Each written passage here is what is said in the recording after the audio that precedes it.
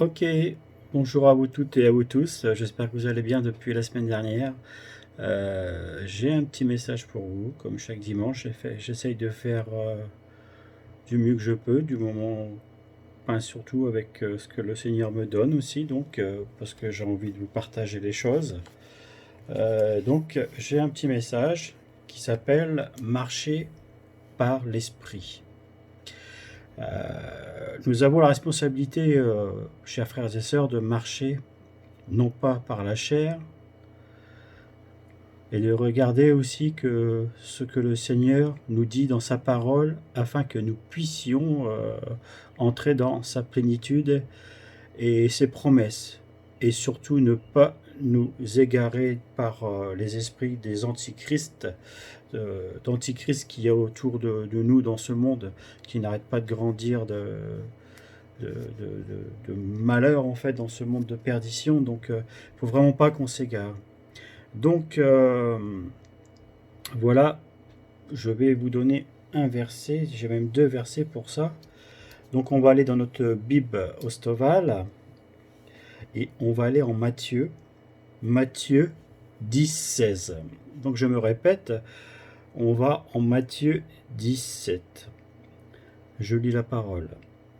Voici, je vous envoie comme des brebis au milieu des loups. Soyez donc prudents comme les serpents et simples comme les colombes. Je vais m'appuyer aussi maintenant sur Isaïe 55, 3. Donc Isaïe 55, 3. La parole nous dit, prêtez l'oreille et venez à moi. Écoutez, et votre âme vivra. Je traiterai avec vous une alliance éternelle selon les gratuités immuables données à David. Voilà, il faut qu'on s'appuie sur ça. Vraiment que on marche, non pas par la chair, bien entendu. Euh, nous, sommes, nous sommes en guerre spirituelle.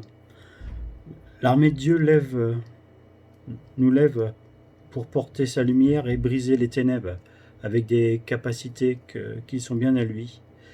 La direction et la visibilité spirituelle et la puissance du Saint-Esprit.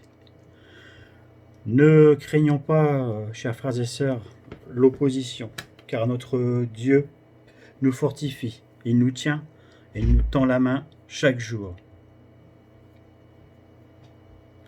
Que peut nous faire l'homme? Rien.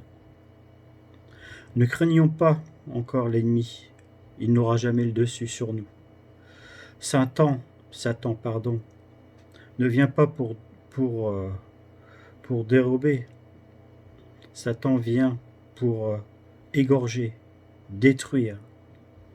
Mais Jésus est venu enfin avec ses brebis. Jésus est venu pour nous garder. Jésus est là pour nous sauver. Pour que ces brebis aient la vie éternelle et qu'elles soient surtout en abondance. Ça, c'est beau ça. Dieu est ma forteresse. Dieu est votre forteresse aussi à vous. Le vent de son esprit souffle pour repousser tous ceux qui se dressent contre nous.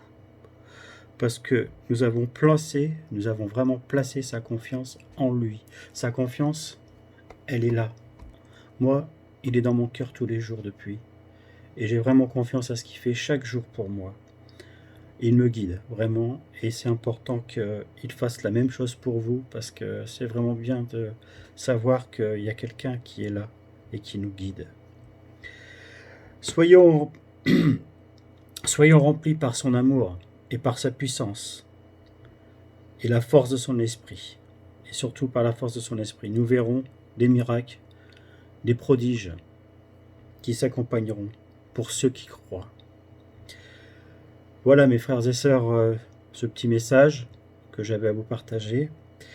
Encore une fois, passez un bon dimanche, soyez dans la parole, dans l'abondance du Seigneur, et qui vous conduise chacun et chacune Soyez bénis et fortifiés en son nom. Au revoir, à plus tard.